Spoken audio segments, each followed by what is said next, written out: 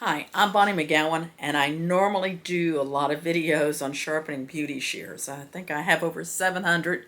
Been doing YouTube videos since 2009 was my first one I posted. But I have a lot of people that I've trained or some that I haven't trained that have flat hone equipment for doing beauty shears, and they're getting requests for doing pinking shears.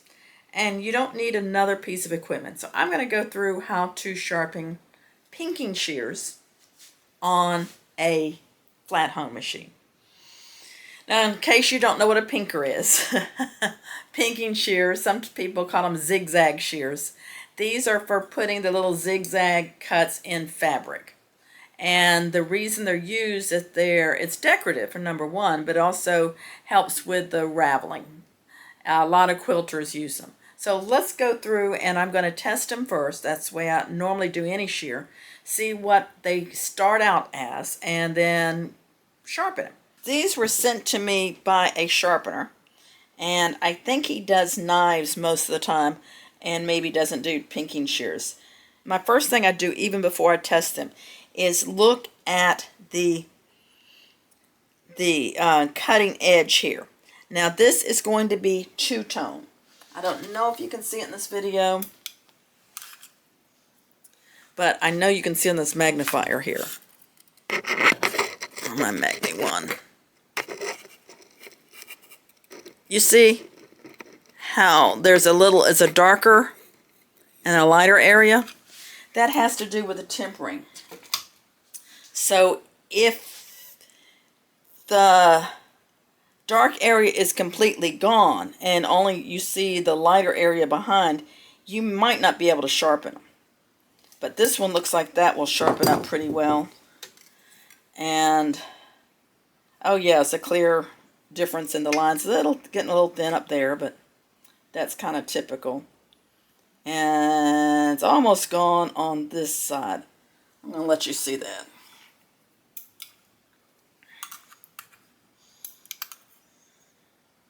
And that looks better than I thought. So I'll show you what I'm looking at again here. You see where it's two colors? So that's good. These should sharpen up well. Some of the newer ones will not. I'm going to get some fabric. Sometimes it's good to ask them what are they cutting? Are they cutting like wedding gowns, this silky stuff? Or felt. Most of the time, or other denim, who knows what. I like to test on the felt because it's a little thicker than what they probably are cutting with. And that cuts pretty good. Well, it better be that good when I finish. Kind of surprised how good that's cutting. Like, why are they here? This one doesn't cut. That's just for the heck of it. See how this will cut the thinner fabric. No, not at all. Maybe this isn't cutting the thinner fabric. Yeah, you see how it's pulling a little bit? So if they're doing wedding gowns, it might be a problem. So hopefully, these will improve. Now, I'm using a flat plate. And our blue film will come in a 180 and a 220. Now, this is a worn 220, and I wish you were here so you could feel the difference. But if I scratch my nail here, and then I scratch my nail on the 180, you see how coarse that sounds? And then this is a fresh 220. You can hear the difference between the fresh 220 and the worn 220. I'm going to try the worn 220, especially on the one, I already forgot which one cut the worst. Yeah, this one cuts the worst. I'm going to try the worn one with this.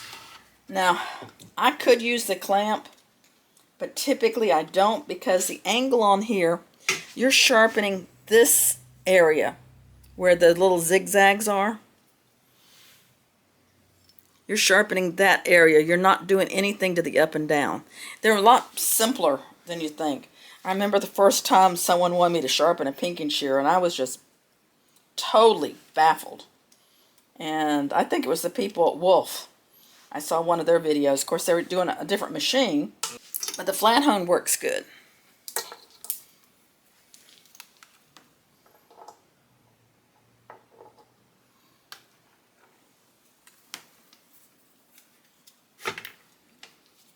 little bit better light.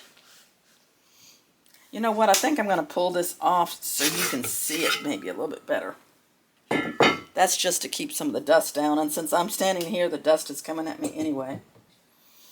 It's got a tag on it. I could take the tag off. I just don't want to get it messed up. And I like the light. I'm looking, and I know you can't see it in the video. You zoom in here a little bit, maybe you can see. I'm looking at the shadow underneath the teeth.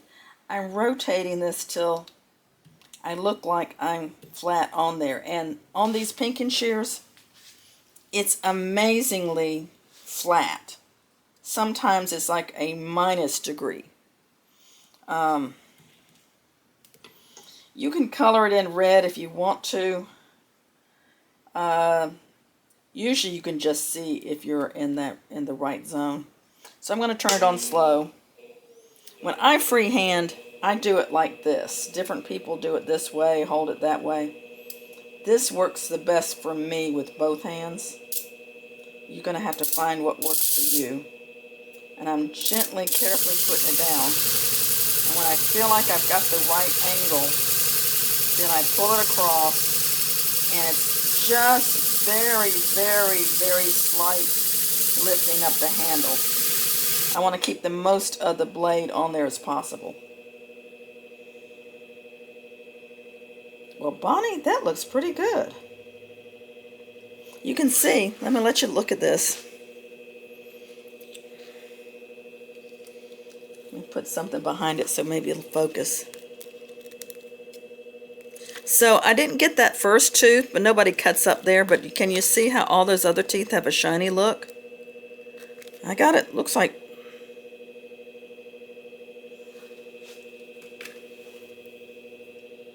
Unless I'm fooling myself and I did behind and not on the edge, but. Let me color it in red just to be sure. Because you don't really feel a burr on these. And then that way you and I both can see. Now I'm not worrying about taking off back here, only on the teeth part, the little zigzags.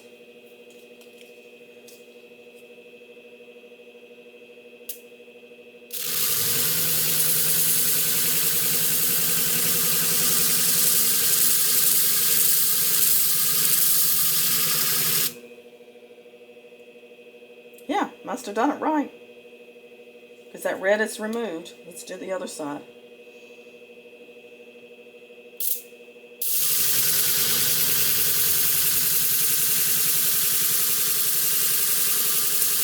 And you want to try to keep the same angle, not doing any wiggly woggly.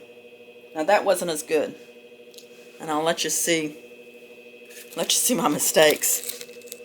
Can you see I'm not right there at the edge? So I got to go back, and it's a little bit more blunter than what I was doing. A little slower. I don't want to take too much metal off.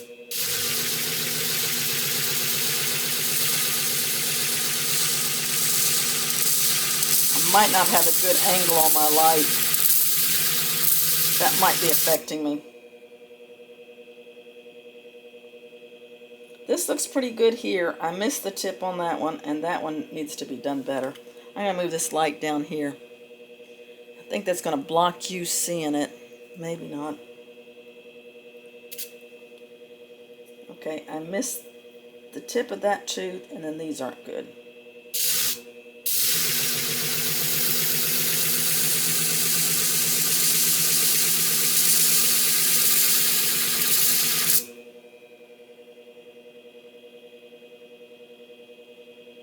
That looks like it's got it.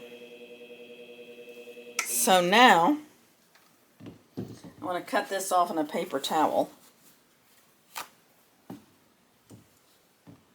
think this is like the really strong toilet tissue, which I'm going to double it up, use it like a paper towel. And I'm cutting. I'm not testing. I'm giving a little extra pressure. So I'm cutting any burr off. And these were the ones that pulled on the silky fabric. Let's see if I've got them. Little pull at the tip. But that back area is cutting good. I don't like the way that tip cut.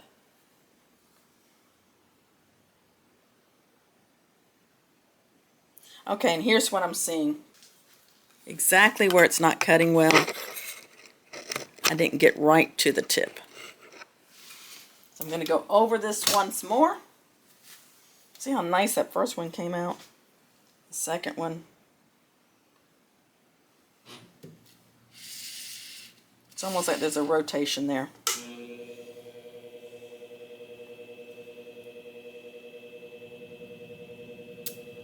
I still start back here even though I want to work at the tip because I want to get it all on one plane.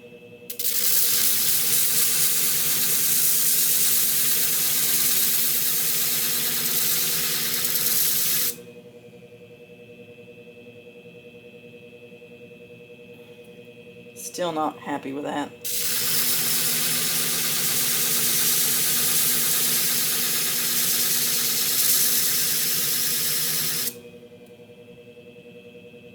I think that'll work.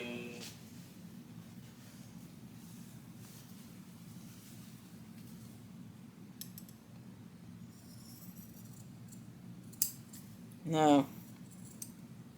Still pulling.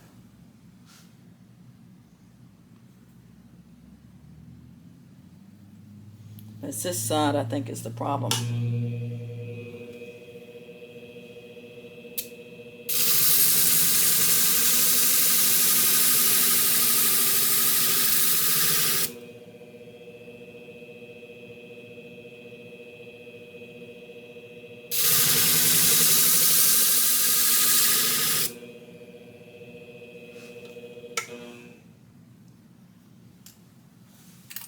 Got my burr off, which I didn't do last time.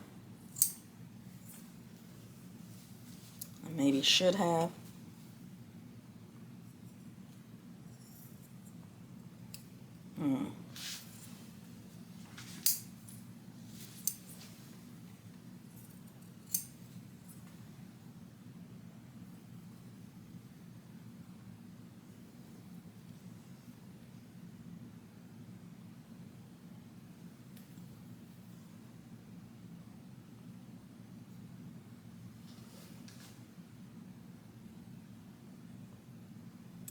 Looks like that should cut.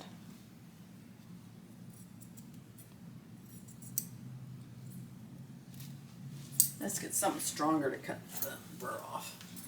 I think there's some burr between the teeth.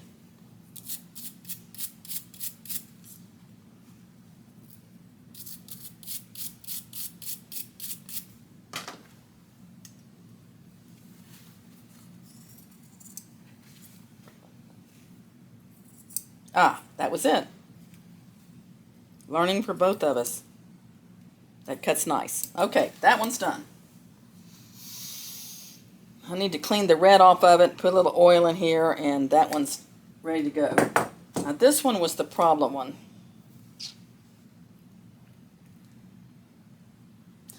Let's try it on the worn 220, and then I can go to something coarser if I need to. This one, I mean, basically didn't cut at all, so anything I do will improve it. Okay, I learned from the first one. I'm coloring in the teeth. I got my Scimech edge marker. If I were to put it in the clamp, it would be 0, maybe even a 5-degree angle. And this is such a wide bevel on it, it's just might as well freehand it.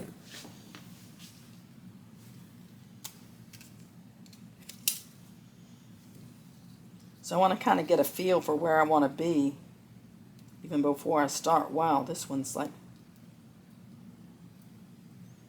looks like it's way over. Yeah, it's almost like it's this way. So I'm almost like a angle going here. I'm going to go slow, make sure I'm seeing this right.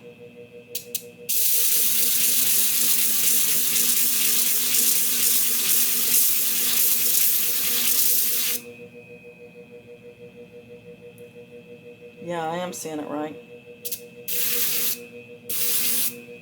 little faster.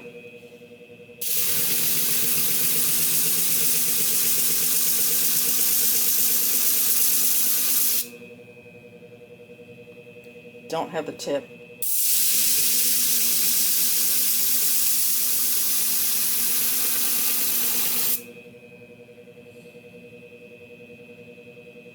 One more time. Make sure it's all on the same plane. And I can actually see a little burr between the teeth right there.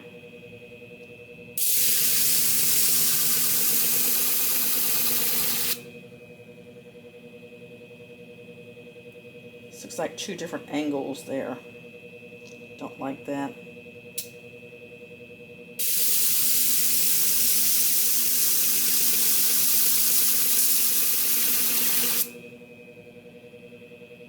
I think that looks good. Other side.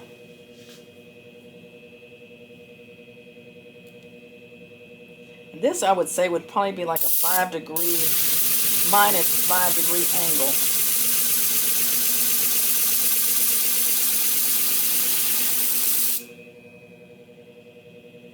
Yeah, I'm not low enough.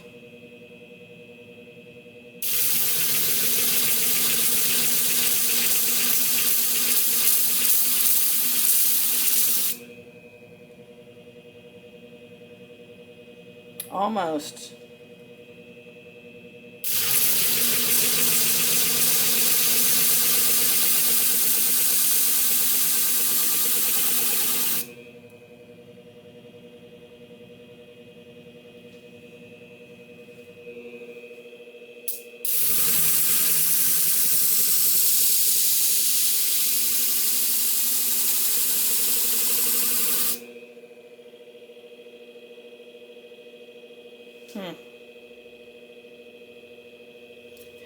That's such a crazy angle. It's hard for me to hold it there.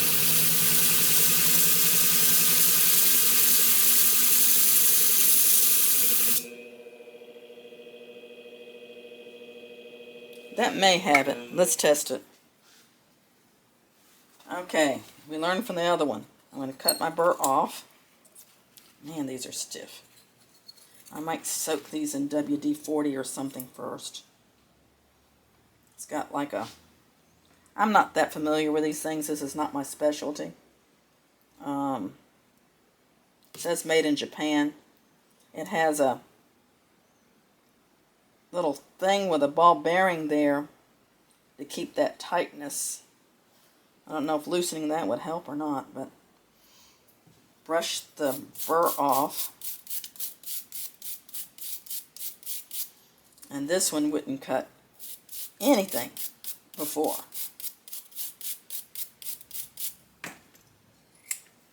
So let's see how they cut.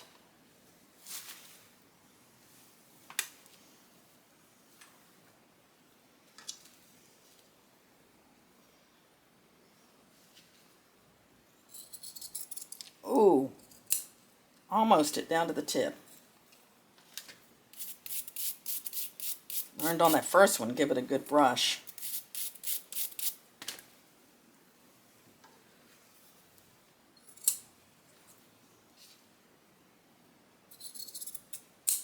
Yep.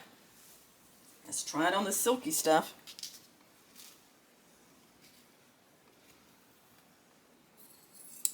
Oh, nice.